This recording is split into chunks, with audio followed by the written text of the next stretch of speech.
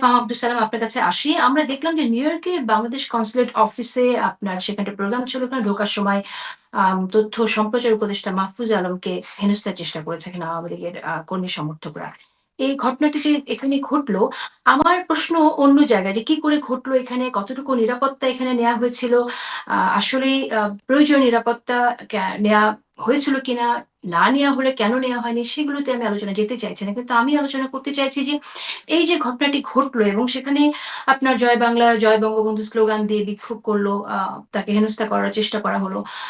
আমার প্রশ্ন হচ্ছে যে যখন আম কেউ কোনো আ ভুল পদক্ষেপ নিয়ে ফেলে বা তাদের বিরুদ্ধে কোনো অভিযোগ আসে, সেই ধরনের ঘটনায় আমরা তো আসলে এখন যারা কথা বলছে, যারা আমি বলবো আপনার সামাজিক যোগাযোগ মাধ্যম থেকে শুরু করে টেলিভিশনে যারা কথা বলছে, তাদের অনেক সমালোচনা শুনি। আমি যদি স্পেসিফিক্যালি বলি তাহলে বলব যে সফট আওয়ামী লীগের যারা আছে, কালচারাল ফ্যাসিস্ট যারা একসময় ছিল, ঠিক তাদের মতো করে অ্যাক্ট না করলেও এখনো অনেক কালচারাল কি বলবো এই জায়গা থেকে সফট আওয়ামী লীগের আছে যারা কথা বলে যাচ্ছে। আমরা তো এই ঘটনা নিয়ে তাদের কাছ থেকে সেরকম বয়ান শুনলাম না, তাদের কাছে সেরকম প্রতিবাদ শুনলাম না, সেরকম ঝাঁঝালো বক্তৃতা শুনলাম না। আমি আপনার মন্তব্য শুনতে চাই ফাহাম আব্দুল সালাম। ও মানে দেখেন না, বাংলাদেশের এই যে যারা আপনি কালচারাল ফ্যাসিস্ট বলেন, এটা যে রেলেভেন্স সেটা হচ্ছে বেসিকলি আওয়ামী লীগের আমলে যারা উচ্ছিষ্টভোগী, তো তারা তো এই দেশের ভালো চায় না। তারা দে আর ভেরি ট্রাইবাল পিপল। তাদের একমাত্র কাজ হচ্ছে গিয়ে এই আওয়ামী লীগের যেই একটা ডিস্ট্রাকটিভ পলিটিক্স, এটার মধ্যে মানে অংশগ্রহণ করে পুরো দেশটাকে দুই ভাগ করা। তো তাদের কাছ থেকে আপনি কোনো সুবিবেচনা কখনোই আশা করবেন না, এবং তারা খুবই লুজার মেন্টালিটির মানুষ।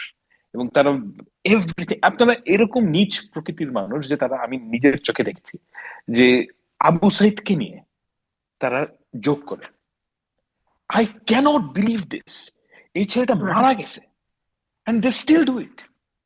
মানে এরকম একটা তো তো হচ্ছে, আমি একটু এখানে এড করে রাখি, আপনি যেটা বলছেন যে আবু সাইদকে নিয়ে যোগ করছে, একটা তো হচ্ছে যারা একদম সরাসরি আওয়ামী লীগের পক্ষে কথা বলছে তাদের অবস্থান, কিন্তু আরেকটা গ্রুপের কথা বলছি যারা এখনো কি বলবো সুশীলের ভূমিকায় আছে, ঠিক সফট আওয়ামী লীগের আমরা জানি কিন্তু সবাই জানেন না, তাদের ভূমিকা নিয়েও আমি একটু শুনতে চাই আপনার কাছ থেকে। Oh you have to deal with it. Basically আপনাকে যারা আওয়ামী লীগ যারা বিশ্বাস করে, আওয়ামী লীগ একটা কাল্টে যারা বিশ্বাস করে, তারা তো পৃথিবীর থেকে নাই হয়ে যাবে না। কিন্তু তার আমি আই ডোন্ট থিঙ্ক বাংলাদেশে যদি আপনি রাজনীতি করতে চান, যদি অ্যাকচুয়াল রাজনীতিতে পার্টিসিপেট না করেন, এই ন্যারেটিভ বিল্ডিং আপনি দীর্ঘদিন করতে পারবেন না। তাছাড়াও তাদের একটা মহা বিপদ আছে, এই জিনিসটা আপনারা অনেকেই মানুষ খেয়াল করেন না। আওয়ামী লীগ কিন্তু সবার আগে পরাস্ত হয়েছে 2017-18 সালের দিকে, আমি ক্লিয়ারলি অনলাইন মিডিয়াতে।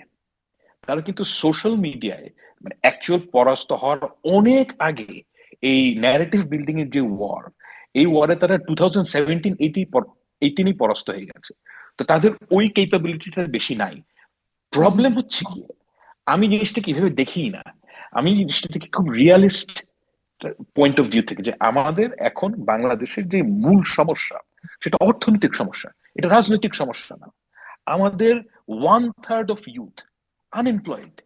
আপনি যদি এদের এমপ্লয়মেন্ট ক্রিয়েট করতে না পারেন, আপনি যদি বাংলাদেশের ল এন্ড অর্ডার ঠিক করতে না পারেন, তাহলে যে আওয়ামী লীগের ন্যারেটিভ সেটা ধীরে ধীরে এটা এটা পারচেজ থাকবে। কারণ হচ্ছে কি যে এক মানুষ একটা কম্পেয়ার করবে যে ওই আমলে তো ভালো ছিলাম। এখন কথা হচ্ছে যে আমাদের পুরা ফোকাস দেওয়া উচিত আমাদের রাজনীতি, এই অর্থনীতি নিয়ে এবং আমাদের ল এন্ড অর্ডার নিয়ে। কিন্তু ল সমস্যা এন্ড হচ্ছে যে অর্ডার। আমাদের যারা পলিটিক্যাল অ্যাক্টর, তারা নিজেদের মধ্যে কামড়া কামড়ি করতে এত তারা আগ্রহী যে তারা ভুলেই যাচ্ছে যে আমাদের অ্যাকচুয়াল রিস্ক কি। আমাদের যে বেকারত্ব, আই বিলিভ পার্সোনালি এটা একটা সিকিউরিটি থ্রেট। আমাদের যেই লেভেলের বেকারত্ব, এই লেভেলের বেকারত্ব রেখে আপনি সংস্কার পারবেন না, গভর্নেন্স পারবেন না, চাঁদাবাজি হবে, প্রত্যেকটা জিনিস এটার সাথে লিঙ্কড। আমাদের ইকোনমি রিভাইভ করতে হবে। এবং পার্সোনালি মাহফুজ যেখানে অ্যাটাক হয়েছে, এটাকে আমি কোনো বিগ ডিল মনে করি না। এই ধরনের ঘটনা আওয়ামী লীগের যারা লুজার তারা করবে বিদেশে, ওই একটু গালিগালাজ করবে, ওই ডিম মারবে। এইটা খারাপ জিনিস, খুবই আমার কাছে খুব দুঃখ লাগে।